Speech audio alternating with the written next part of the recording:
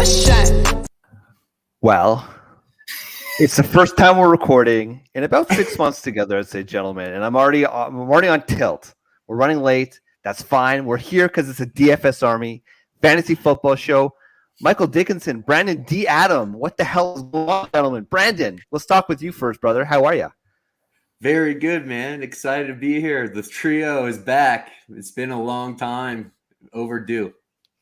It's been very, very long overdue. I legitimately don't think we've recorded since the season. So we're back. I mean, listen, it's July 1st. It is Canada Day. Happy Canada Day to my fellow Canadians. It is the Independence Day long weekend as well, I'd say, right? You guys get Tuesday off, something like that. It's a long weekend for you folks too. Yeah. Mike Dickinson, you haven't been on the pod in a hot minute. How are you, brother? I'm doing very well. How about you? And dude, don't bury the lead. Brandon D. Adam, world champion. Don't bury that Holy lead. shit.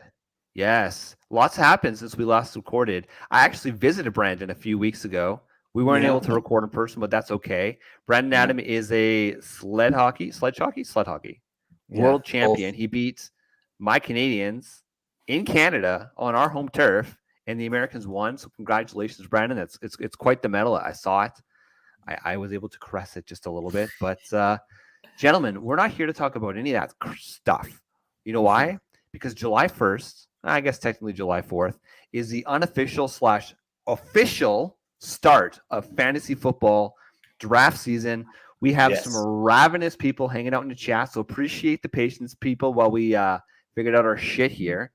But we're here to talk to the people about some of the players that were higher on or lower than, because, hey, listen, we got Dickinson back on the show, which means we got to have a wet blanket. Some of the players versus ADP that were higher or lower on. Brandon, I would be remiss if I didn't throw it to you to get us started, because you got a hot take. You got it coming in fast, furious. Give me some love, baby. I just feel like my beloved Ken Walker has been disrespected quite a bit from this industry this summer. A little bit, people have kind of forgotten on what kind of rookie year this guy had. He had 228 attempts for 1,050 yards and 9 touchdowns, and had 35 targets for 27 catches and 165 yards. So this guy, Ken Walker, is one of our babies that we talked about during his draft class, and we loved him coming out. And he definitely provided some explosive plays to that Seattle Seahawks offense. And I feel like moving forward, he's going to get even more of a role going down the line here into his career.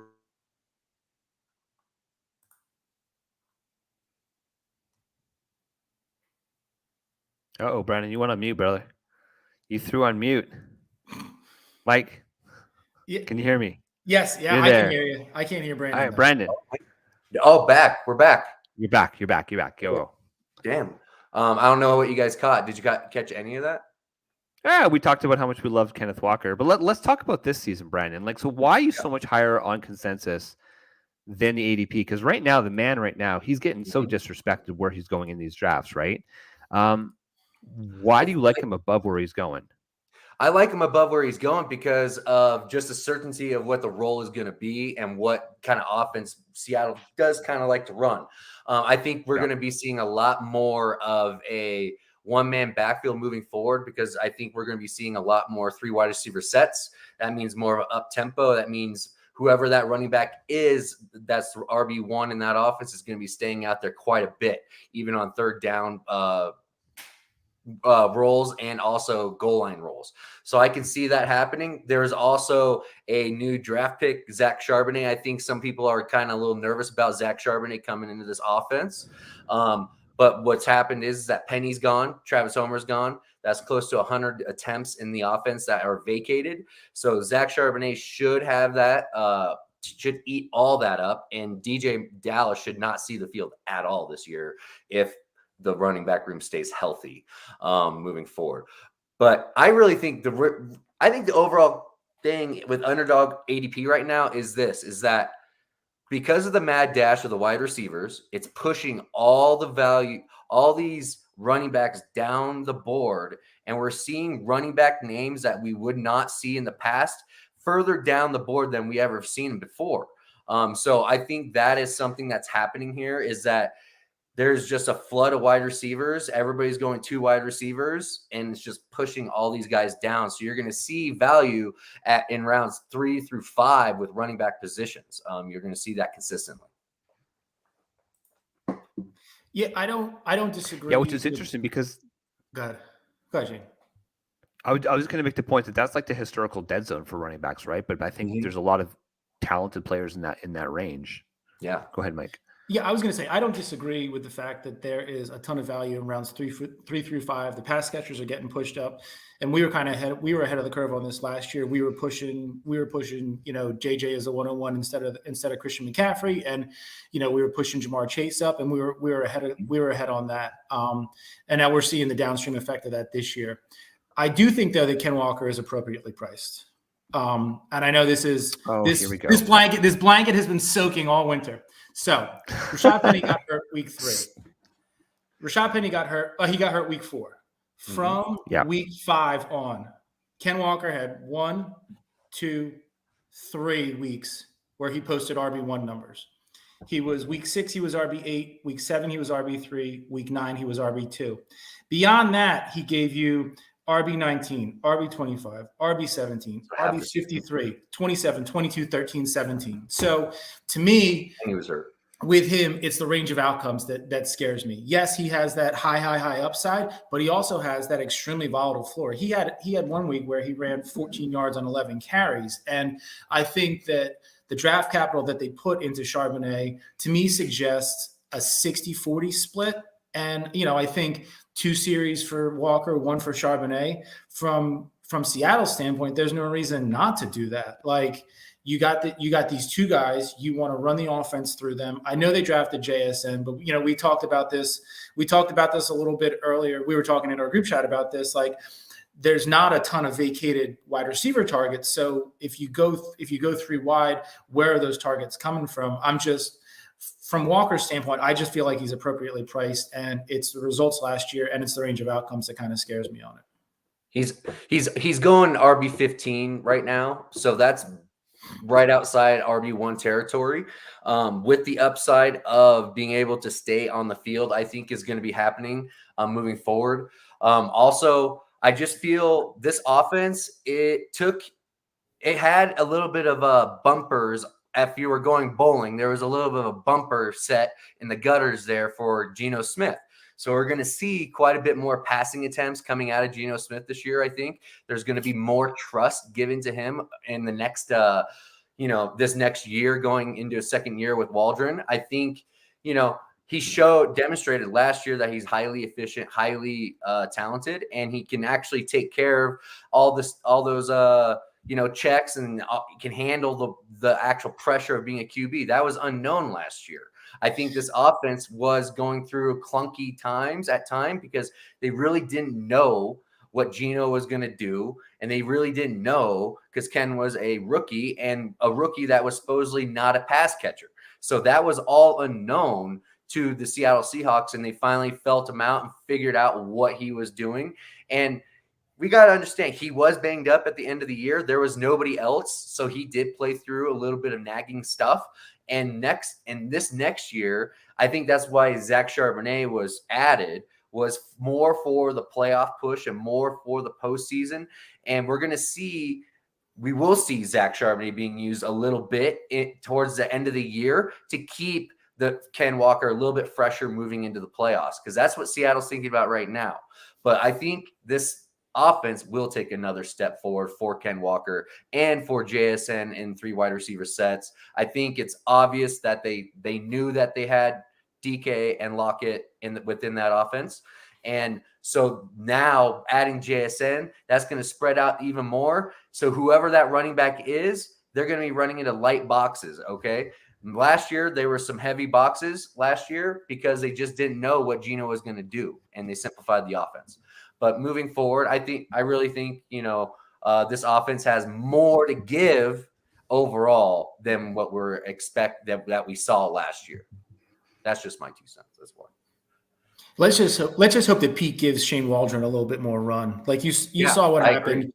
Yeah, in the beginning of 2020, Russ was cooking. They were actually offense was going, and I think it scared Pete, and he pulled the reins back, and he just locked the whole thing down. So I hope for Seattle's sake, and I hope for the entire offense's sake, they give Waldron a little bit more run. He comes out of that Rams Sean McVay offense. They want to kind of sling it. They want to be a quick. They want to be a fast offense. And honestly, in the NFC West, though, who do they have to keep pace with? Arizona is going to be absolutely awful. The Rams are kind of unknown at this point, but I mean they could have to keep pace with the Rams. San Francisco, I think, it looks like a pretty good offense. So hopefully they have to sling it around the yard to keep pace with them, and hopefully it's an offense that puts up a ton of points. Yeah, you back, Shane? We got him back. So I'm back, boys. I'm back. All hopefully. Right. Yeah, we'll see. We'll see how long we last. It seems to be in and out. But did you guys happen to talk about Ken Walker's breakaway runs, and just those explosive upsides? You can go ahead and sure you talked. Go ahead. I know 17 about it. 17 explosive runs, right? Yeah, that's huge. Like he's just the idea here that like it's all about what we're comparing Ken Walker to, right? And yeah, he's a finisher, right? And where he's being drafted a full round after guys like Jahmyr Gibbs, which again, stop me if you guys already discussed this. We did not. No, we didn't. Go ahead. Jump right in. You're good. So full round after Jahmyr Gibbs. And yet when we compare the two types, so he's 5 foot, like Ken Walker, we're talking 5'9", 211. He ran 4.38 for his 40, right? It's pretty damn fast.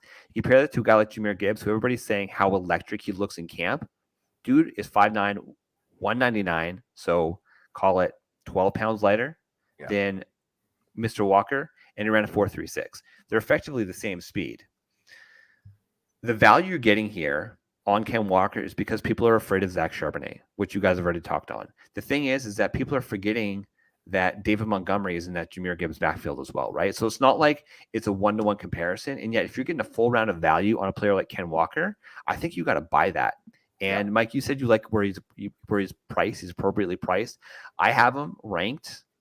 So just pure, not taking ADPs into account, which of course, whenever we're putting our rankings together, we do take into account ADPs because there is some intelligence with the masses. However, I have him 16 spots above. So obviously that's adjusted, but the man is going to absolutely explode. And the risk factor, like he's done it, right? I love the fact that we've seen it in the NFL. And yes, Mike, I get your point that he only had 3 of those top 12 finishes, but you don't have to pay the price for the top 12 finish. And he has the RB1 any given week upside.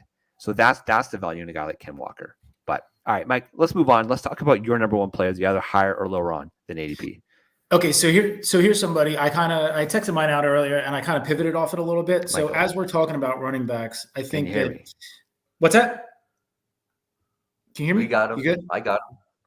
Okay, cool. All right. So as we're talking about running backs, the one thing that we look at with running backs and honestly with any fantasy asset is you're looking at talent and you're looking at opportunity. And to me, there's nobody that really screams opportunity, especially at cost, more than James Conner does. So there's nobody else in that Arizona backfield. There really isn't. Like, yeah, I mean, they got Keontae Ingram chilling back there with him. So Arizona is not going to be a good team this year. I think we can all agree on that. They're potentially tanking for Caleb Williams, which is great. That's huge. Kyler Murray may be back at some point this season. He may not. So in all likelihood, they're probably going to start a rookie under center. I don't think Colt McCoy is either on the roster. I think he might have retired, but I think that they're going to start the 5th round rookie that they took this year. That was kind of what was coming out of OTAs and coming out of some of the mini camps was that the rookie was going to get a chance to start. So I think that what that bodes well for is it bodes well for the likes of either Trey McBride or Zach Ertz, depending on where they are when they come back. And I also think that when you look at, there are very, very few true 3-down backs that exist in the NFL. James Conner is one of them. James Conner does not come off the field. He's a proven pass catcher. He proved it his rookie season when he stepped in for Lev Bell when he held out that entire year. He's always been a proven pass catcher. And honestly, the dude is going as RB28, 87th overall. So anytime you can get – and he was hurt last year. He averaged 13.5 fantasy points per game last year. That puts him firmly in the high end to potential low end 1 conversation for me. So I think you're getting I think you're getting 3 full rounds of value on the guy. Like I talk about him in the 13 to 17 range, and he's being drafted almost a full round later when it comes to running back. So give me some James Conner. And I think we were talking about this a little bit earlier. I think I'm going to be living firmly in the RB dead zone this year. I might do like the anchor, they call it anchor RB, hero RB, whatever. If I end up in the top 3 and for some reason a Jamar Chase or a Justin Jefferson goes, I might jump on like a JT or a Saquon or a Nick Chubb or something like that, somebody who can anchor you. But I really like the way that those running backs are falling in like round 4, 5, and 6. Brandon, what do you think about that? I do. I love that. James Conner is I've been looking at him a bunch on Underdog as I'm going through, and I usually have my running backs by then. But dude, like I think James Conner is going to have a ton of work, a ton of pass catching work. There's going to be so much pressure on whoever the quarterback is. They're going to have to dump it off, and they're just going to have to feed James Conner. And why not? They're paying him. May as well run him hard. And he's going to, like you said, that is not a timeshare at all. That is James Conner's backfield. And I love that so much, man. I think that's a great idea, and I'm good with that. But my second guy that I'm higher on than ADP there's a couple quarterbacks that I'm bigger on compared to other. I like to wait on my quarterbacks in an Underdog best ball. So I like to go from round 6 and beyond for my quarterbacks. I don't do the elite quarterbacks lineups I just like the value better for myself in the running back 2 area. When I can just wait on quarterback. And those quarterbacks I'm waiting on right now are Trevor Lawrence and Deshaun Watson. Trevor Lawrence is going in mid-sixth round right now. The reason why I am so high on Trevor Lawrence is the fact that he's adding another weapon with Calvin Ridley. If even Ridley's reputation is going to manipulate the defenses going into next year, even if he is starting off a little rusty, there will be manipulation done to those defenses whenever they're lined up against the Jags next year. Trevor Lawrence has only 591 pass attempts last year. So if he makes a nice jump with adding a Ridley to that offense and they lean more pass heavy, which I think that's what's going to end up happening is that they're going to end up having more pass attempts this year, and their defense still sucks. So they're going to be in catch-up mode, and they're going to be in shootouts constantly. So I feel like Trevor Lawrence is that quarterback that's outside the top 5 that you can draft later on, 6th, 7th round, and be able to possibly still get a top 4, 5, top 3 quarterback in the league when he takes his 3rd-year jump, like most quarterbacks do traditionally. It's a 3rd year where they get the whole offense. And Pedersen, I love how this guy coaches quarterbacks, and he is going to make them flourish. And all the bad juju Urban Meyer made on Trevor Lawrence is no longer there. He's got a good coach. He's got a great offense around him, and he's adding a potential top 10 wide receiver in the league to that offense. And I like that moving forward. Yeah, I agree 100%. I mean, there's a reason that they were talking about Trevor Lawrence in the same vein as an Andrew Luck, like a generational type guy, like the type of guy that you tank an entire season to get. So I'm with you 100%. Urban Meyer really did a number on him in his first year, but I think that it speaks to Trevor Lawrence's character and the strength of his character, the way that he kept that locker room under control, even when Meyer was let go. All the reports coming out of Jacksonville were that Trevor Lawrence was holding the whole thing together. He kept his head high. He knew it was a bad situation. He knew that Meyer was an abusive coach, but he kept pushing forward. That dude is a strong leader. That dude has phenomenal work ethic. He is a phenomenal football talent, and I'm with you 100%. Like he could be. Everybody's looking for the next Jalen Hurts. Who's going to be this year's Jalen Hurts? Who's going to be the one that at the opportunity cost over delivers 10x? And I know that a lot of people are leaning towards Justin Fields, but I think Justin Fields' opportunity cost has risen to the point where he's not he's not a potential league winner because it's too expensive to get him and his range of outcomes is too high. I think Trevor Lawrence is that guy. He could deliver top 3. I mean, I see a very real scenario where he delivers as a top 3 QB. You know, there could be some injuries, some things could cut the wrong way, and Trevor Lawrence could absolutely over deliver. And honestly, he's built to be a modern day NFL quarterback. He's big, he's strong, he's sturdy in the pocket. He understands the offense, and he can move too. Like, he's a sneaky one, like Joe Burrow. He's not a runner like Daniel Jones is or like Josh Allen is, but he's sneaky like Joe Burrow. He can move in the pocket and he can pick up first downs and he can pick up touchdowns with his legs. So he's not a Tom Brady statue back there, even though he's big and imposing in the pocket and he can win from the pocket. He can also move with his legs. I absolutely love that. I absolutely love that value pick. Yeah, I mean, 5 rushing touchdowns last year. Oh my God! No! Did somebody's refrigerator break? Hey, Oh can no! you guys hear me or what? We got you. We got you. Oh man, my did Michael God. Dickinson just make a Clayton Tune reference? I mean, Yes. this is off the rails completely.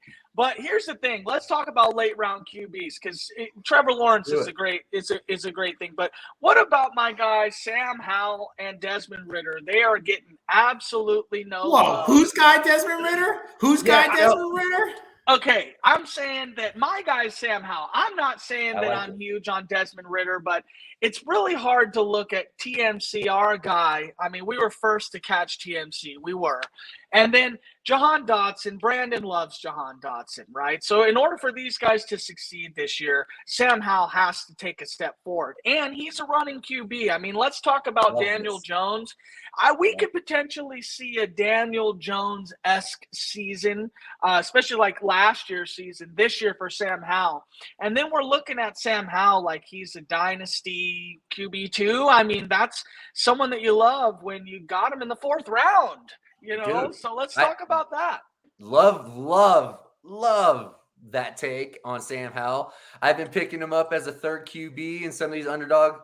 Whenever I took Dotson to stack, I tried to get him as much as I could. I am 100% with you on that, Matt. The guy's got a big arm, runs the rock with some real tenacity, Sam Howell, and I think you can. It's a good match, and this offense is going to be sneaky good. People don't realize that. And Washington, that's a great value. Everybody in Washington is a great value right now. I love Sam Howell and I love Jahan Dotson the most. And here's the thing. They let Carson Wentz walk, which we know they were going to do. They let Taylor Heineke walk too. Like they cleared out the room behind him and they didn't really make any moves. Like they're giving this guy the year. Honestly, it's kind of like what Houston did with Davis Mills last year, where it might be they're kind of giving him the year to feel his way out. And Davis Mills was a guy that we were in on as a value pick. He didn't really deliver, but that team was a mess last year. But I think Sam Howell's kind of in the same boat. They're like, we got this guy in the 5th round. Let's give him a year. If he tanks, it puts us firmly in the Caleb Williams lottery.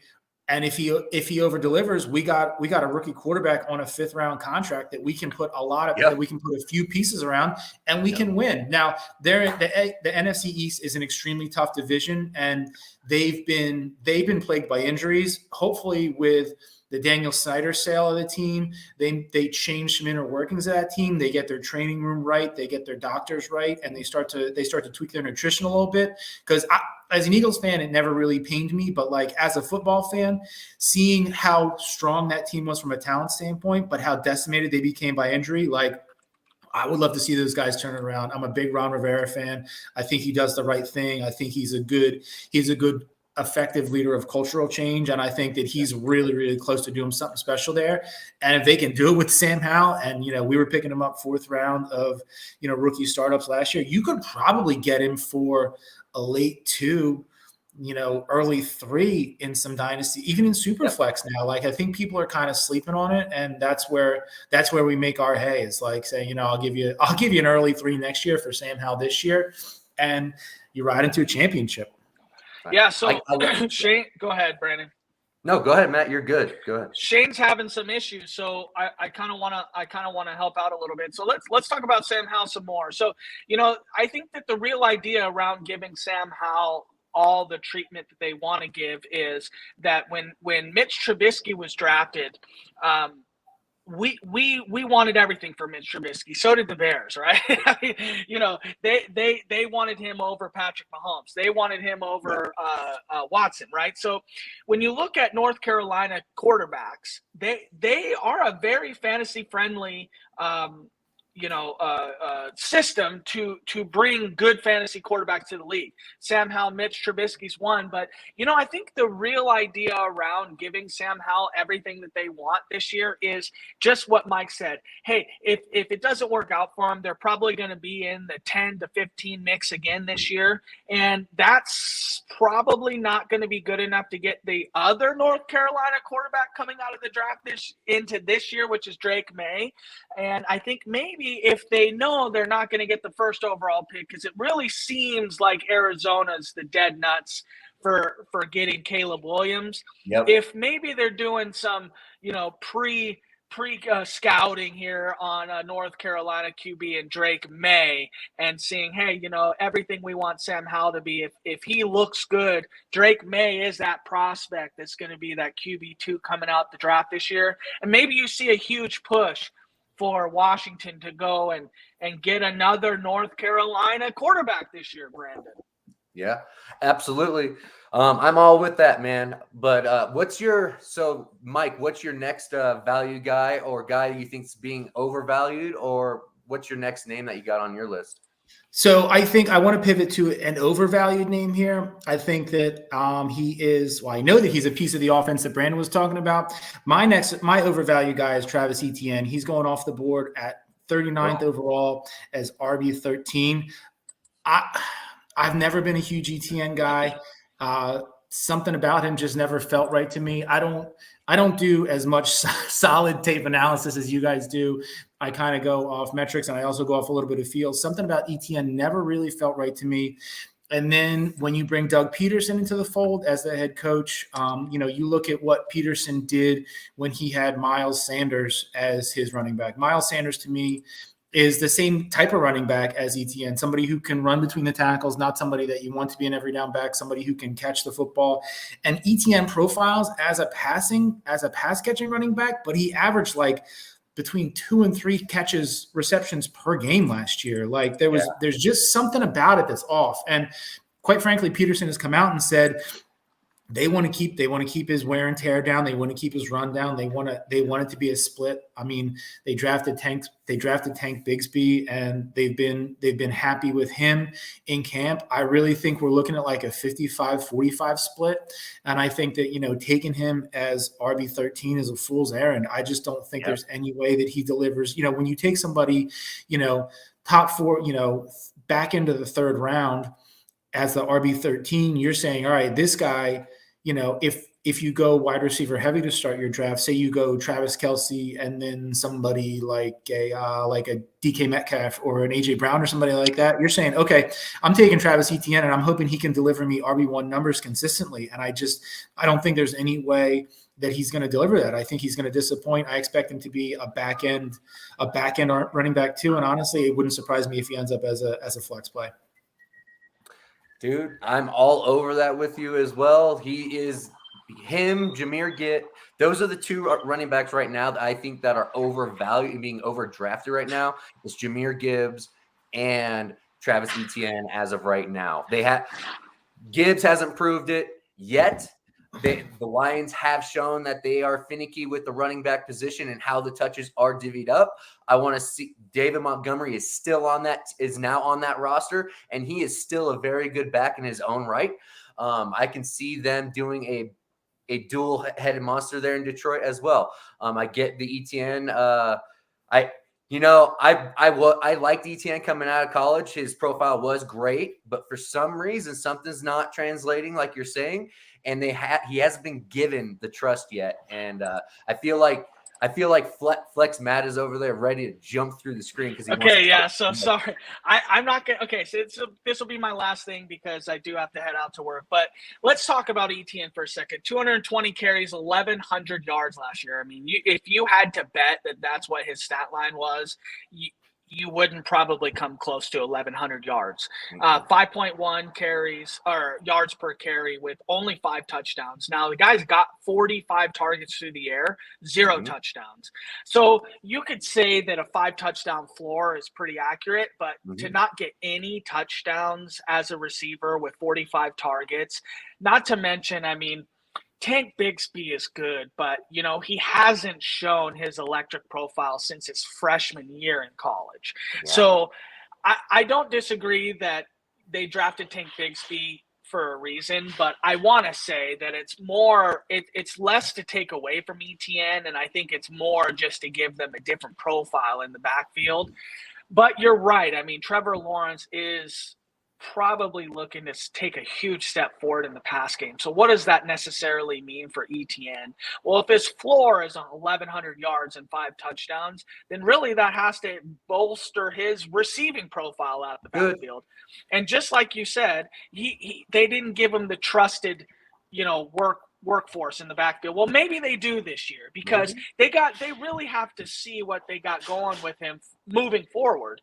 And if it's not that, then okay, let's give a little bit to Tank Bigsby. Let's see. Now, Tank Bigsby probably was overdrafted in rookie drafts this year, but probably leaning more towards your guys' side where, hey, he's overdrafted at 13. Yeah, he's probably a little overdrafted. I might take, you know, a Kenneth Walker there instead, who's probably 1 pick behind him. But Kenneth Walker agreeably doesn't have the receiving upside. So I think that Etienne's probably right where he should be. Because if he hits a couple extra receiving touchdowns, you're going to see him launch up the board into probably 9th or 10th overall. I love you guys. I got to go. Thank you. Lead without Shane. Shane looks to be off the rails. So Shane is in space. You guys got it. So here's the thing. Shane tricked you guys. He actually just wanted you guys to get in, and then he was going to bail. That was always the plan. That was always the plan. All right, dude. Yep. All right, one last thing to talk about with Etienne. JaMychal Hasty is still there. JaMychal Hasty took a bunch of that passing down work. Those touchdowns that you were hoping went to Etienne, those went to JaMychal Hasty. They drafted Tank Bigsby like we were talking about.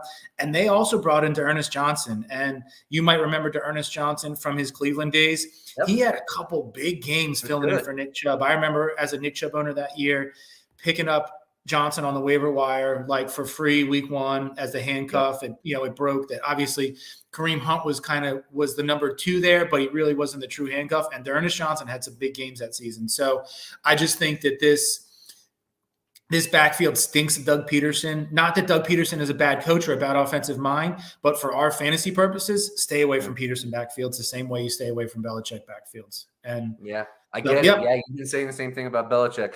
I think Ramondre Stevenson's a little bit overvalued right now, just a little bit. But names going behind Etienne right now are Mixon, Ken Walker, Najee Harris. Those 3 names right there are Etienne should not be ahead of those names. Okay, no, not at all. There's a reason why that is, and it's because exactly what you're saying. It's a little finicky in that backfield with Pedersen. But another name so before the show, we wanted to talk about some overvalued, undervalued names that we are seeing in best ball drafts right now on Underdog. And so I've been drafting like crazy on Underdog a little bit the last couple of days just to get myself refreshed on ADP and whatnot. And right now, I'm seeing a lot. There's a name that's a wide receiver 50 that's going wide receiver 50 in drafts right now that I think has high upside that could be a top 20 wide receiver if all goes right. That name is Odell Beckham of the Baltimore Ravens. Right now, Odell Beckham is doing extremely well in camp. Looks like the old Odell Beckham. Right now, Bateman already showed up with the foot issue again. That is troubling to see or hear right now because I'm a Bateman guy. I love Bateman.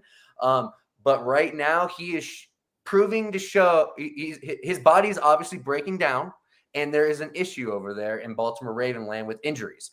I think that is something to do with what you were talking about earlier with training staffs and gym and all these things. There's a reason why when the rankings came out on the weight room for the Baltimore Ravens, they were like bottom third of the NFL right now. And that can be why there's so many injuries coming out of Baltimore Ravens land.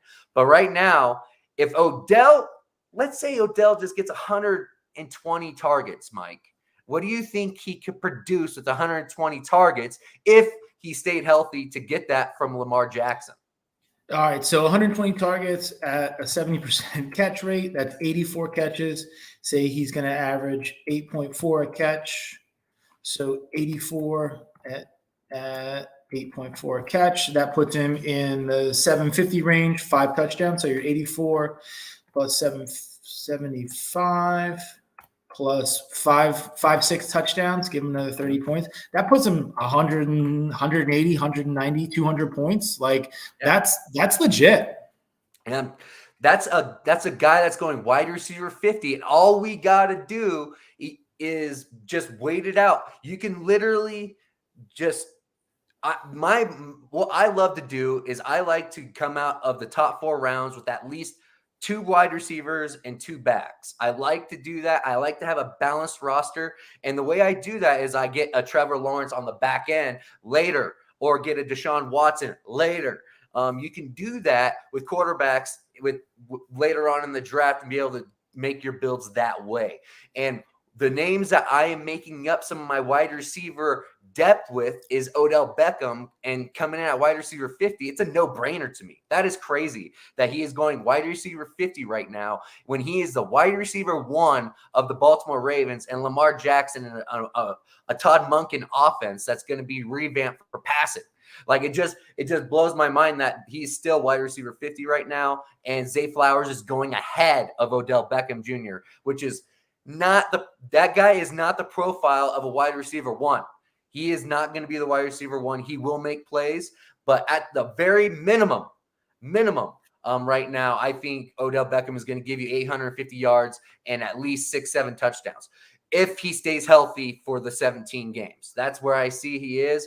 And Lamar actually finished as a number 2 true passer rating with a 100.7 last year.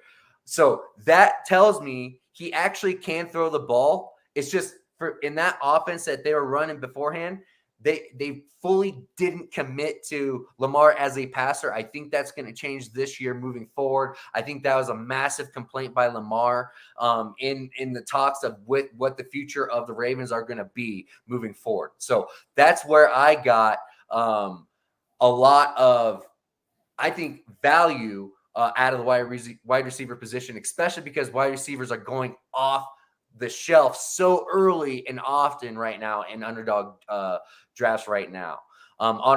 Also, you're going to see a lot of in the Lamar Jackson tape, you're going to see a lot of drops from his wide receivers, and Odell Beckham doesn't drop anything. He's going to be just fine, and I love the fact that we are going to see Odell Beckham revamped with Lamar Jackson for the year. Do you have any other names that you want to throw out there? Any kind of bold predictions you want to get off your chest before we end the show here in the next? I do. So last thing to put a bow on the OBJ thing, Zay Flowers is going almost a full 2 rounds ahead of OBJ. Crazy. And it is a goddamn crime. It is a goddamn crime against humanity. So there you go. Yeah, beat your friends, jump ADP by a round on OBJ, and you'll come out winning. All right, so I was going to talk about QB a little bit. Brandon touched on the QB. I love Watson. I also love Kirk Cousins. Much to the chagrin of Flex Matt, I love Kirk Cousins. Kirk Cousins was the QB 6 last year. Nothing about their situation leads me to believe he's going to be anything outside of that again. I think worst case scenario, he ends up as QB 9. He's currently going as QB 13 on underdog. That defense is potentially historically bad. They added Jordan Addison to replace Adam Thielen. They got TJ Hawkinson there. They got a new running back in Alex Madison, who can ably catch the ball out of the backfield. We've seen him filling nicely for Dalvin Cook.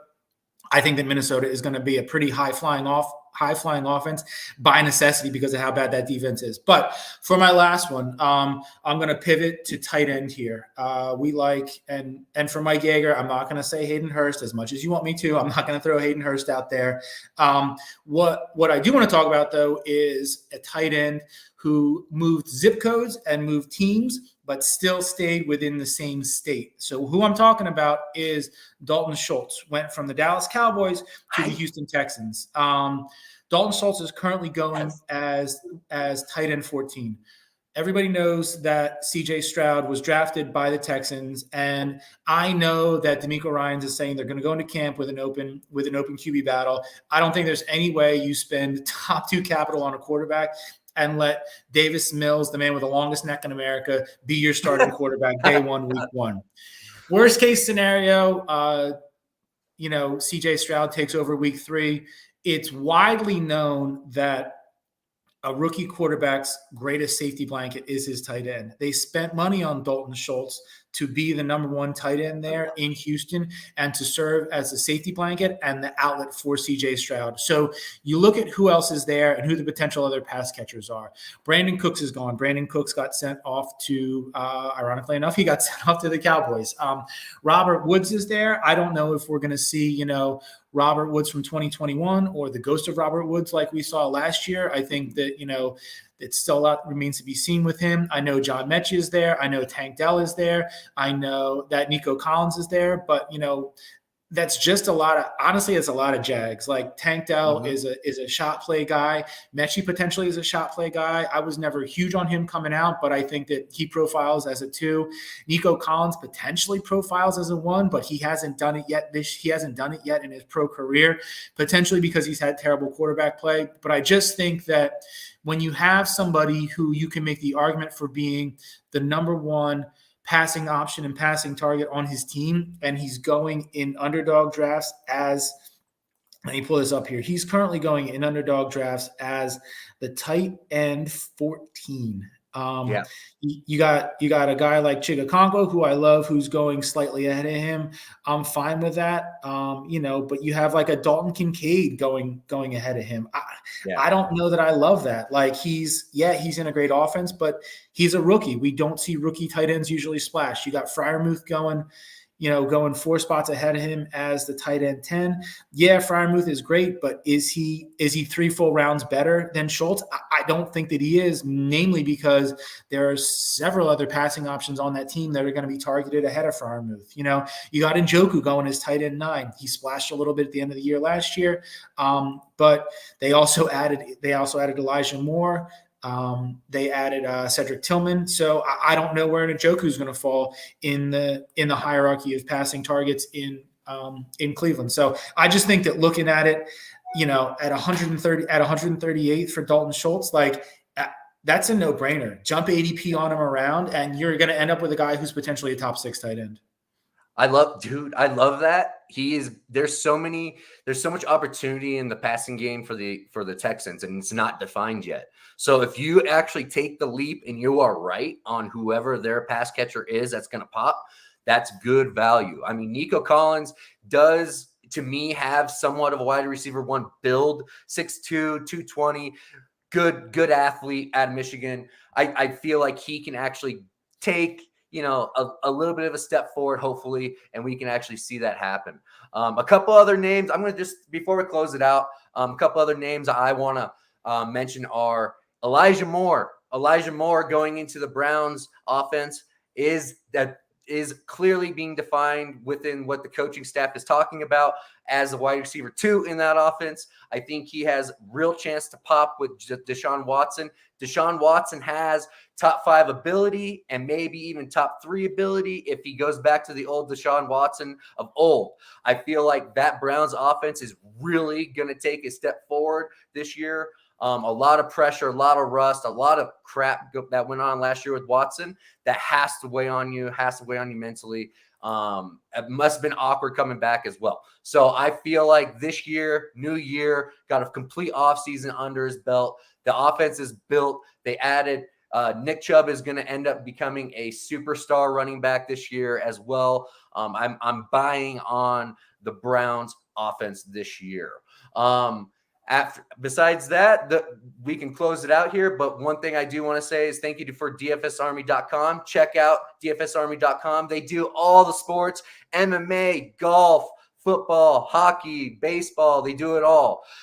Just a couple weeks ago, we had a Millie Maker winner out of the PGA Tour event. So that is a huge plus for the DFS Army. We've had many milli makers across all sports and spectrum of sports. Sports betting is only getting larger. 4 milli makers in the history of DFS Army. So that is a huge deal. So if you want an edge, I highly suggest checking out dfsarmy.com.